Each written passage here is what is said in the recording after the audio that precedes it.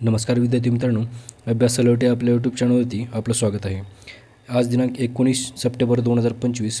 चला तर मग पाहूयात आजच्या चालू घडामोडी. तर विद्यार्थी मित्रांनो, व्हिडिओ पहिल्यापासून शेवटपर्यंत पाहण्याचा प्रयत्न करा.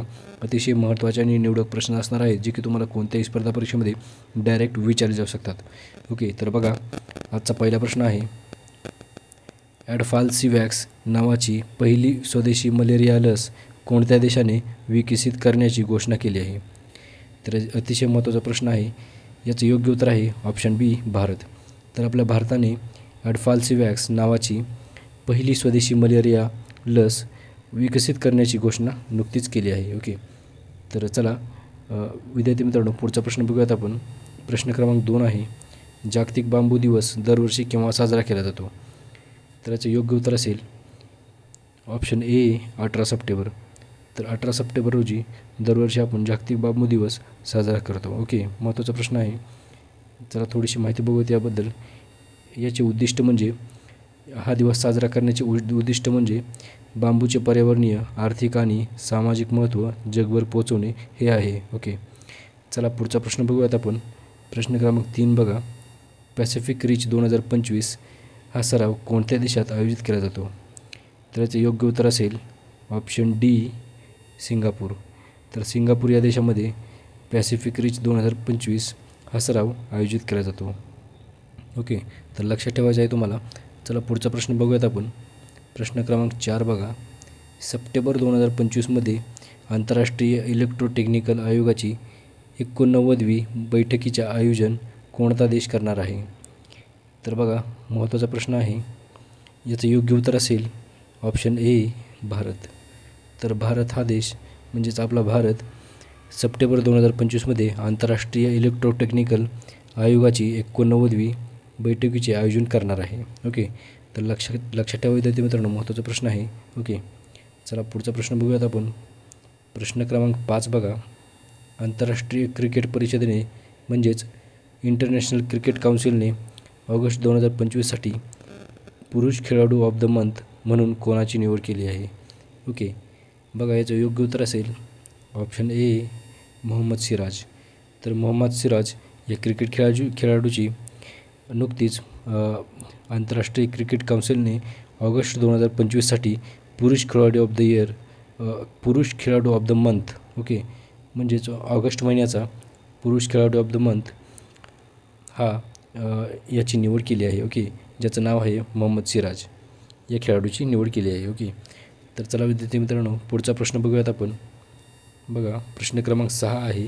महिला हॉकी आशिया कप 2025चा किताब कोणी जिंकला आहे? कोणत्या देशाने जिंकला आहे? ओके, तर बघा विद्यार्थी मित्रांनो, याचं योग्य उत्तर असेल ऑप्शन सी, चीन. ओके, तर बघा चीन या देशाने महिला हॉकी आशिया कप 2025 हा किताब जिंकला आहे. ओके, तर बघा याबद्दल थोडीशी माहिती पाहूयात आपण थोडक्यामध्ये. फायनलमध्ये चीन या देशाने भारताला 4-1 ने हरवले आहे. ओके, आणि चीनचे हे तिसरे आशिया कप विजय मिळवला आहे. चीनने तिसरे आशिया कप विजय मिळवला आहे. ओके, म्हणजेच चीनचा हा तिसरा आशिया कप आहे. ओके, आणि मागील म्हणजेच 2009मध्ये त्याने मागील विजय मिळवला होता. ओके, तर हे लक्षात ठेवायचं आहे तुम्ही. चला पुढचा प्रश्न पाहूयात आपण. प्रश्न क्रमांक 7 बघा.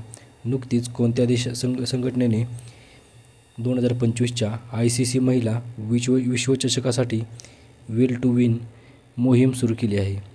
तर याचं योग्य उत्तर असेल ऑप्शन बी, ICC म्हणजेच इंटरनॅशनल क्रिकेट काउन्सिल.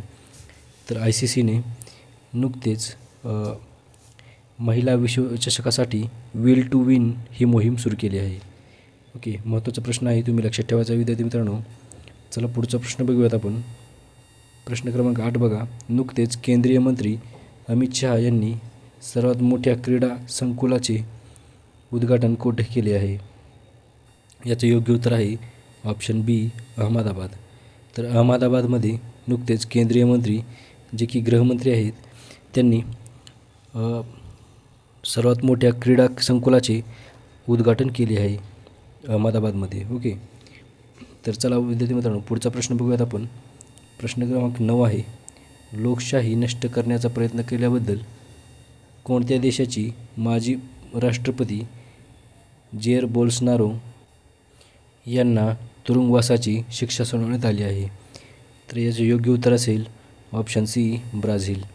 तर ब्राझील या देशाचे जेर बोल्सनारो यांना नुकतीच लोकशाही नष्ट करण्याचा प्रयत्न केल्याबद्दल त्यांना तुरुंगवासाची शिक्षा सुनावण्यात आली आहे. ओके तर त्यांना 27 वर्षाची शिक्षा झाली आहे विद्यार्थी मित्रांनो, हे लक्षात ठेवायचं आहे तुम्ही. ब्राझीलची राजधानी आहे ब्राझिलिया. चला पुढचा प्रश्न पाहूयात आपण. प्रश्न क्रमांक 10 आहे, सप्टेंबर 2025मध्ये मराठवाडा मुक्ती संग्राम दिन कधी साजरा केला जातो? याचं योग्य उत्तर आहे ऑप्शन डी 17 सप्टेंबर. तर दरवर्षी आपण 17 सप्टेंबर रोजी मराठवाडा मुक्ती संग्राम दिन साजरा करतो. तर बघा विद्यार्थी मित्रांनो, याबद्दल थोडीशी माहिती बघू थोडक्यामध्ये. या दिवशी 1948मध्ये निजामशाहीच्या ताब्यातील मराठवाडा हा भारतीय संघराज्यामध्ये सामील झाला होता. म्हणूनच या दिवशी आपण मराठवाडा मुक्ती संग्राम दिन म्हणून पाळतो. ही माहिती लक्षात ठेवायची आहे तुम्ही. विद्यार्थी मित्रांनो, भेटूयात आपण उद्याच्या व्हिडिओमध्ये. धन्यवाद.